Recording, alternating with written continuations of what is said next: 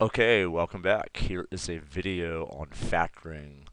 I've had kids tell me over the last 16 years of teaching, not every year, but a lot of kids tell over the course of those years tell me this is probably the hardest part of the whole year.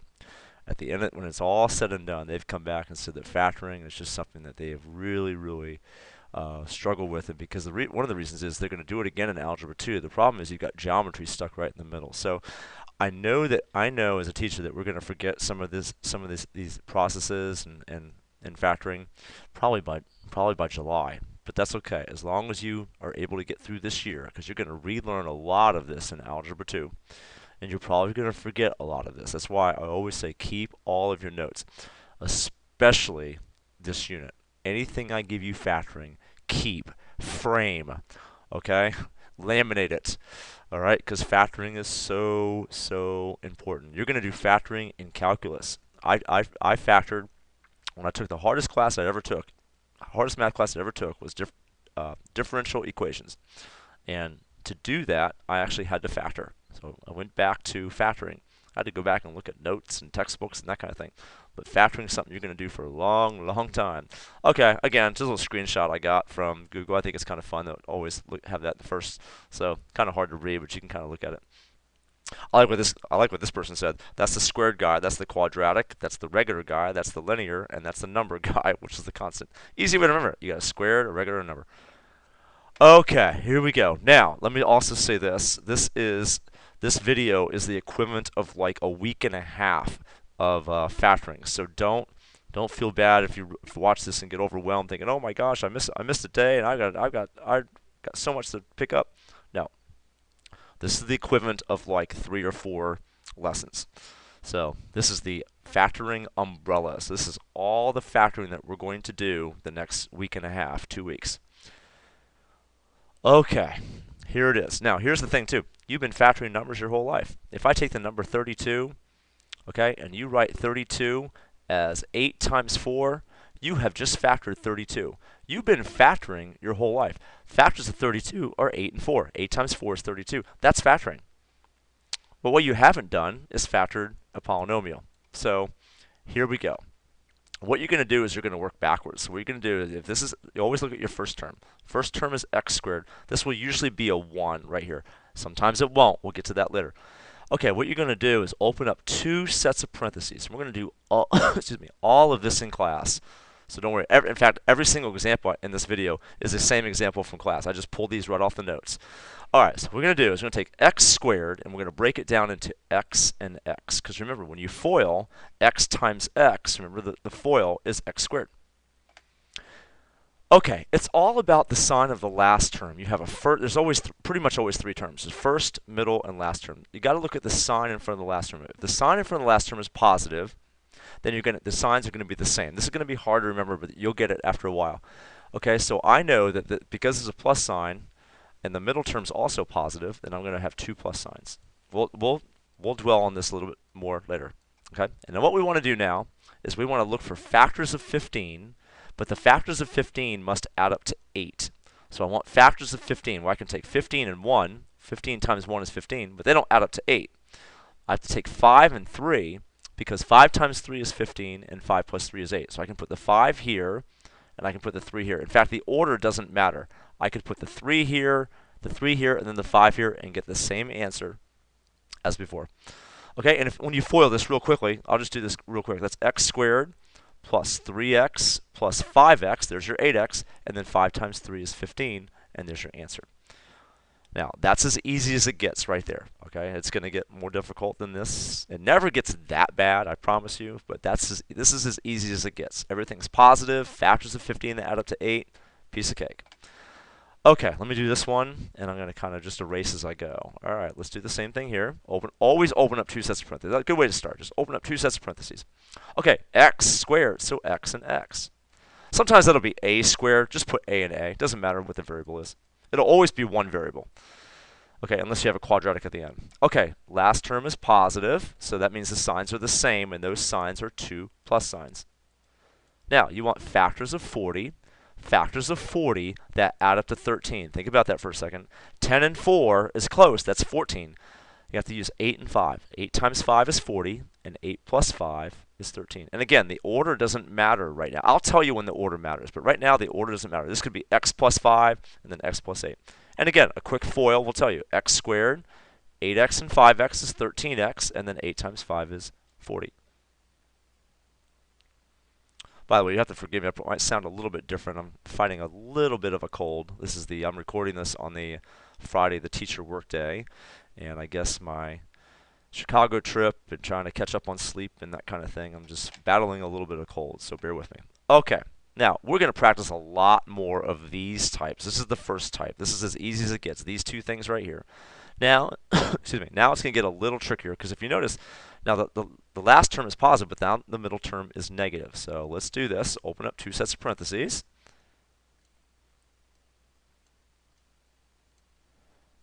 And with these videos, you got two choices. You can watch the video, just watch it, or you can have your notes in front of you and write this as I write it. It's totally up to you, as long as you're learning it. Okay, always start here. X squared, so x and x. Now, your last term is positive. That means the signs are the same, but now the signs are negative because the sign of the middle term is negative. So we have two negative signs. Keep in mind, when you FOIL a negative number times, this can be a negative number times a negative number. That will give you a positive number. A negative number plus a negative number is a negative number. We'll verify that in a second. Now, put the signs in, and now don't worry about this sign anymore. Don't worry about this anymore. Now just look at the numbers. You want factors of 24 that add up to 11. What are your factors of 24 that add up to 11? And you probably got that already. 8 and 3. And I'll put the small number first this time. It really doesn't matter. If the signs are the same, the order doesn't matter. So there you go. And see, when you FOIL, you've got -3 and -8, which is -11. That's a negative. That was a negative. And then a -3 times -8 is positive 24. So it works. Okay, if that's a little confusing, let's try this one. Again, put your x's in. X, x. Now, last term is positive, middle term is negative, so the signs are the same. The signs are the same. By the way, on the next slide, the signs will be different. That's why this gets a little trickier. Okay, factors of 30 that add up to 13, and that, of course, is 10 and 3. So put your 10 here. I usually put the bigger number first, but that's up to you. 10 and then 3, and then there you go. The order doesn't matter, and there's your answer. And, of course, all of this factoring can be checked through FOIL. FOIL, FOIL, FOIL. Okay, moving on. Moving on, moving on, moving on. All right, now it gets a little trickier because the sign of the last term is negative. Okay, so open up your parentheses. You always do that. Open up parentheses, open up parentheses. It's a squared, so 2a's. A times a is a squared. Now, here's where it gets tricky. Okay, what you want to do is, the sign of the last term is negative. See, a positive number times a negative number is negative, so the signs are going to be opposite. So what we want to do, we can go and put our signs in. One positive, one negative. Now the order matters because there's a number that's going to go here and a number that goes here, but now the order is very important. So now what we want to do is we want factors of 40 that when we subtract give us 3. Don't worry about these signs right now. We've already taken care of the signs. We want factors of 40 that when we subtract the factors we get 3. Factors of 40, I could go 10 and 4, but 10 minus 4, see when the sign of the last term is negative, we have to subtract. 10 minus 4 is 6. We want 3. So it's going to have to be, I believe, 8 and 5. So 8 and 5, because 8 times 5 is 40, and 8 minus 5 is 3. Now, which number goes where? Here's what you do. The larger number, 8, gets the sign of the middle term. The middle term is negative, so that's where the larger number goes. This is confusing at first, but you'll get it after you practice. And by default, the 5 has to go here. And when you FOIL, what you're going to get is obviously a squared, but you're going to get -8a plus 5a, which is -3a. And of course, a positive 5 times a -8 is -40. Okay, I know, it's a little confusing, but I promise you'll get it. Okay, there's no 1 here. We'll put a little 1 right here just to help us out. Okay, open your parentheses.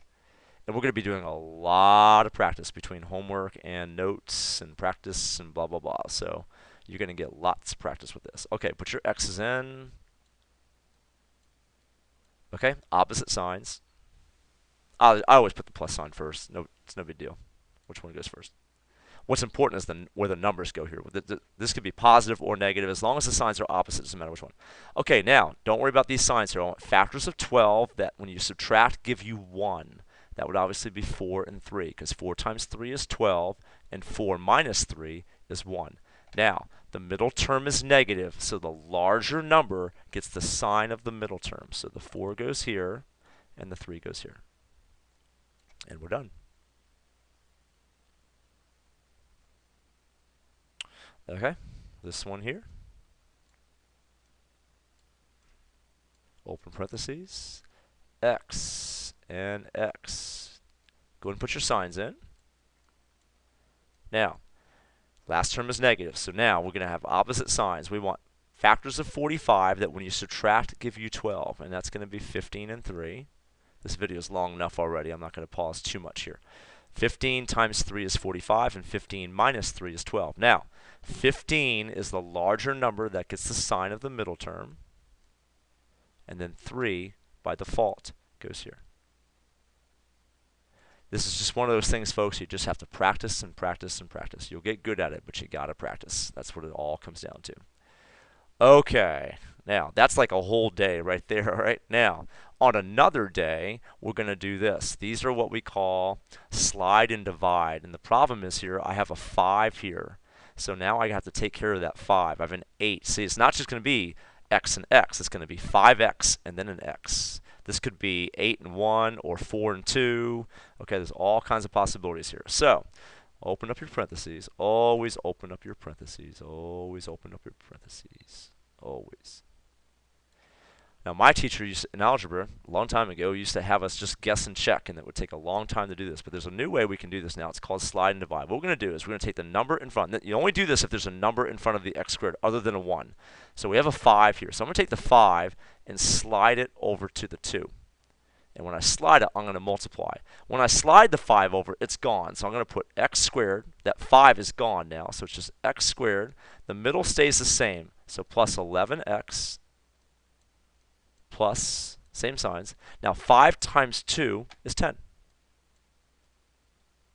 Now what we're going to do is we're going to factor this guy. So open up your parentheses. You have to do this kind of twice. Open up your parentheses.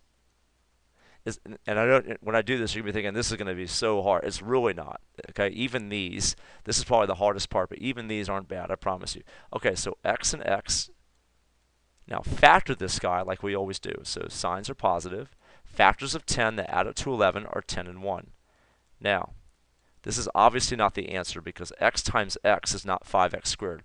Remember, we slid the 5 over. Now we have to divide both of these by 5. It's called slide and divide. If you're going to slide it, which we did, you have to divide it. Now, if this 5 goes into 10 evenly, we're done with this part. So it's going to be x plus 10 divided by 5 is 2. Now, 5 doesn't go into 1. We never want a fraction. We never want a decimal. If the number you divide does not go in perfectly, you have to slide it in the front.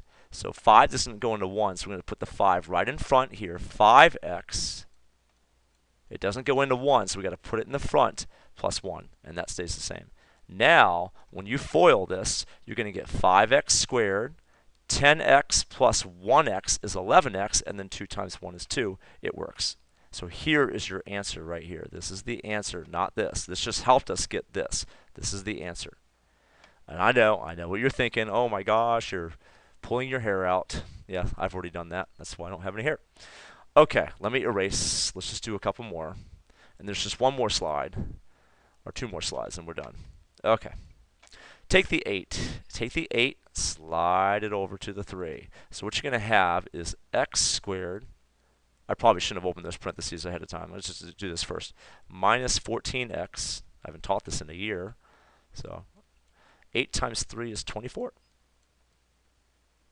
Now, what we did was we had an 8, so we got to get rid of that 8. So we slide it over. 8 times 3 is 24. Keep the middle the same.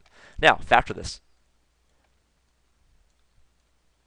It should be factorable. If it's not, then the original is not factorable either. We call it prime. So x and x.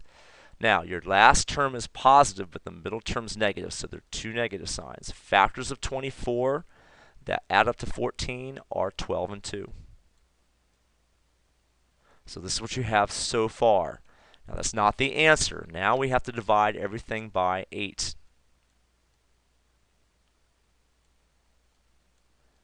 Now I'm going to make this even more confusing.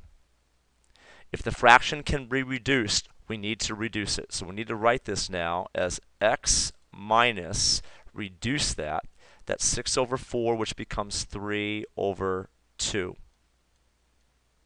I took 12 over 8 and reduced it to 3 over 2. Okay, yeah, as if this is not tricky enough. And then x minus 2 over 8 becomes 1 over 4. Now you might be wondering, how come I didn't do that here? This was 5. This was this. Okay, when I did that, that was already reduced, so I didn't have to do that. Now, 2 doesn't go into 3, 4 doesn't go into 1, so we're going to slide both of these over, and what we're going to get now as our final answer is 2x. See the 2? Slide it in front. 2x minus 3 times 4x. Take the 4, slide it over. 4x minus 1, and we're done. And you can FOIL that, and you'll get this original problem right here. I know, it's crazy, it's crazy, it's crazy, but that's how it works. Okay, two more, and I'm going to go over this in class. You'll be fine, you'll be fine. Okay, let's do this one. I'm going to start up here. Let's do this problem, and I'm going to write up here because it takes a lot of writing. So I'm going to take the 3, slide it to the 8. So I'm going to have x squared minus 25x plus 24. Now, believe it or not, this is factorable. So we're going to have x, our parentheses here, put the x in. The last term is positive, so the signs are the same, and those signs are both negative. Now, factors of 24 that add up to 25, very easy. It's 24 and 1. Okay, and we're not done because we have to have a 3 somewhere. So we slid the 3. Now we're going to divide the 3. Divide this by 3 and divide this by 3. Sorry, it gets a little messy here. So that's going to become, your answer is going to be x minus, now 24 divided by 3 is 8. So that part's done. And then 3 doesn't go in the 1, so we're going to slide the 3 over in front, and we're going to get 3x minus 1, and we're done. Called slide and divide. It works. It works. It works. All right, last one for here. Now I got to show you some special types, and then we're about done. Okay, take the 3, slide it over, and you're going to get x squared plus 13x minus 90. Oh boy, okay, I'm going to think about this. I'm thinking about what this answer is. I might have to think about this for a second. It works. I just got to remember what it is. La, la, la, la. Okay, it's not 45 and 2. No, no, no. 10 and 9. No. Now we have to subtract the factors to get 13. Oh, what is it? What is it? What is it?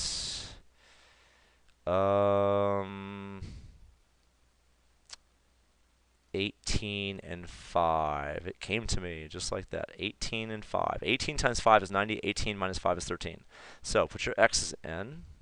I'll have to remember 18 and 5 when I do the notes. And positive, opposite signs. Positive and negative. This problem, this might be as hard as it gets right here. If you can do this one, you understand the whole thing. So you slide the 3, you get 90. You got to find factors of 90 that when you subtract give you 13. That's 18 and 5. Now 18 is the larger number.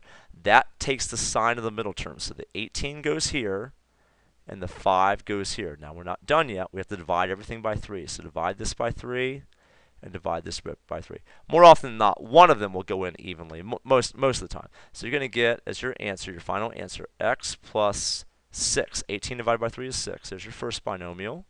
And your second binomial, 3 doesn't go in the 5. It's already reduced, so put it in front. So 3x minus 5. And when you distribute this, you should be done. Okay, it's funny, after all that, we've got something that's very quickly done. If you remember, we foiled those special types we did a while back. Now we're going to work backwards. So what we're going to do, let me just show you real quick. We did something like this. We did x plus 5 times x minus 5.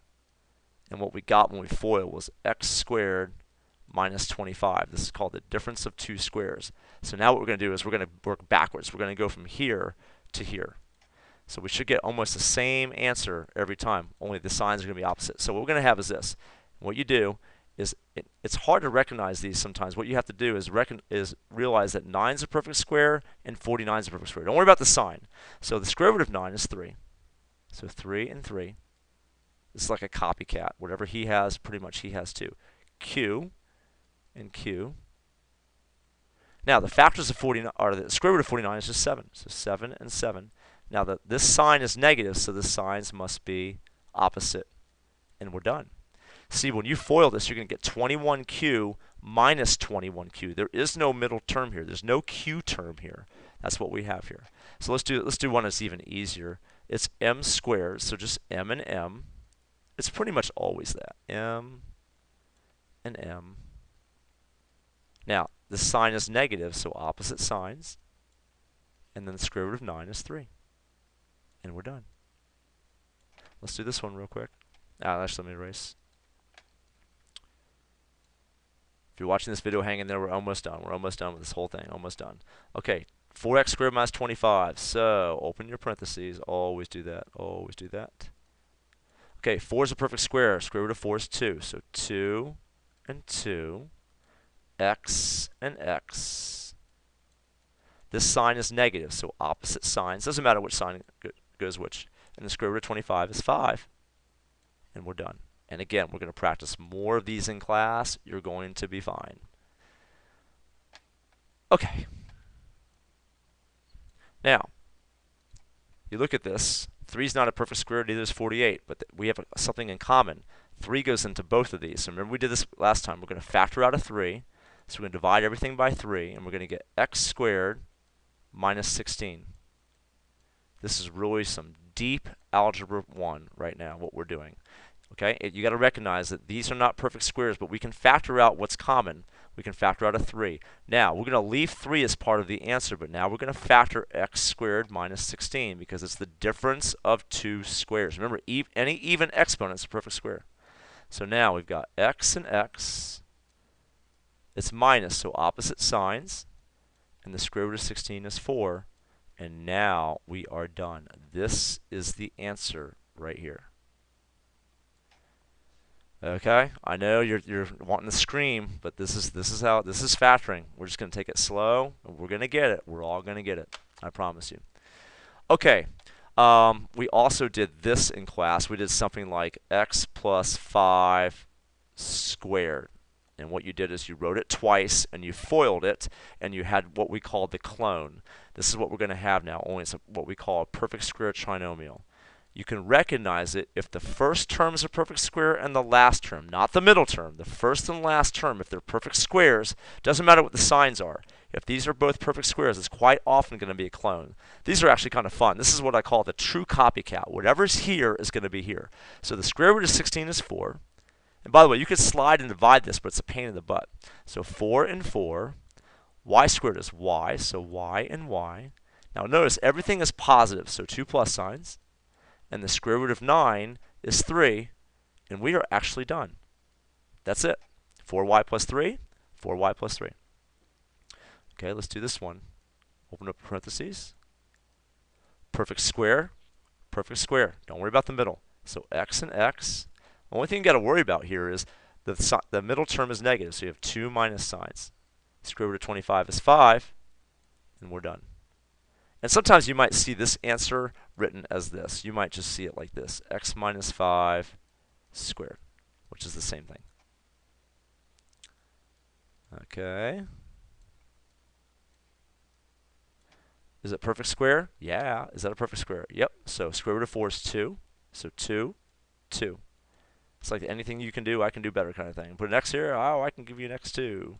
All right, the middle term is negative, so 2 minus signs because the last term is positive. Square root of 25 is 5, and there you're done. 2x minus 5, 2x minus 5. Okay, this last one, let me erase. There's one slide after this, so hang with me. Please, please, please, hang in there. Okay, 8 and 72 are not perfect squares, so we have to pull out something common. So find a number that goes into all of these, and I believe that is 8. So we're going to factor out an 8. So here's your 8. Divide everything by 8, and you're going to get x squared. I'm doing this kind of fast because we've done this before. Minus 6x plus 9.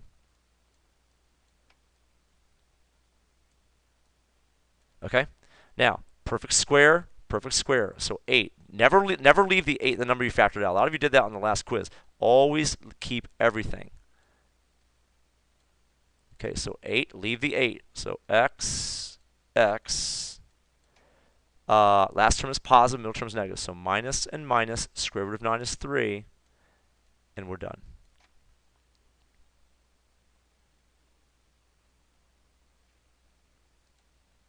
Okay, final slide. You can see this arrow is tan, so you know it's the last slide. I promise you it's the last slide. Okay, this is more of like you got to factor something out and then factor it again. So let's find what's common here. I have a 14 and a 21. Don't worry about the sign. So it's going to be 7. And your lowest exponent is x squared. Open your parentheses. See, a lot of you didn't leave this as the answer. You got to keep what you factored out as the answer. Don't lose it. Don't leave it. A lot of you did not include that on the quiz. So now divide everything by 7x squared. Everything by 7x squared. And what you're going to have is excuse me one second. Excuse me. I should have done this first. Sorry. Just one parentheses. And I'm going to get 2x squared minus 3. And we're done because 2 and 3 are not perfect squares. We are actually done. And that's kind of what we did before. I just want to give you one review question. Now the rest of these we're going to have to do 2 steps here. Okay, so if you did this one, understood this, we did this on the last quiz. That's the answer right there, and we're done. Okay, now it doesn't get any trickier. It just gets one extra step. Okay, let's do this one. These are the 3 big guys right here. In fact, this was on the SOL a couple years ago, and this was on the SOL, I believe, last year. Okay, you have a 4, a 20, and a 24. What's common? Well, a 4, right? Your lowest exponent is x. We're going to factor out a 4x. Open your parentheses. And we're going to divide everything. Remember what we did in class. Everything is divided by 4x. Remember, divide the numbers, subtract the exponents. Divide the numbers, subtract the exponents. So what you're going to get is x squared plus 5x plus 6. Now, this can be factored again. So 4x, don't lose the 4x. Open up your parentheses. These are the ones that make everyone want to scream because they're like, Mr. Purdy, how do you know that we have to factor again? It just comes with practice. You have to visualize and look at this. Okay, so x, everything's positive. Factors of 6 that add up to 5 are 3 and 2. And we're done. So this whole thing is the answer. By the way, this can still be checked. What you would do is you would FOIL this whole thing first. FOIL the whole thing first, and then multiply it by 4x. And you'll get the original question up here. Okay, 2 more. 2 more. Okay, I have a 5 and a 5. Factor out a 5. This is one that's kind of just that silly one. A lot of people miss this one. So 5, there's no x here, so just a 5. And when you divide both these by 5, you're going to get x squared minus 1. X squared minus 1 is the difference of 2 squares. So our answer is going to be 5. Open up 2 sets of parentheses. What you're going to have is x and x, negative sign here, so opposite signs. The square root of 1 is 1, and we're done. This is the answer right here. Okay, let's do this one real quick. I have an 8 and an 18. The common factor is 2. So 2. The lowest power is x. So I'm going to divide both of these by 2x, and I'm going to get 4x squared minus 9. Now, I'll ask you for a second. Does this look like it can be factored? Is 4 a perfect square and is 9 a perfect square? Sure is. So 2x, open up your parentheses. And what you're going to have is 2 and 2 x and x plus and minus, because it's negative, and the square root of 9 is 3, and we're done. Okay, I know it's a lot to digest. Remember, this is factoring in the course of a week and a half, and then we'll have our test. Okay, bring any questions you have to class. Please bring any questions you have with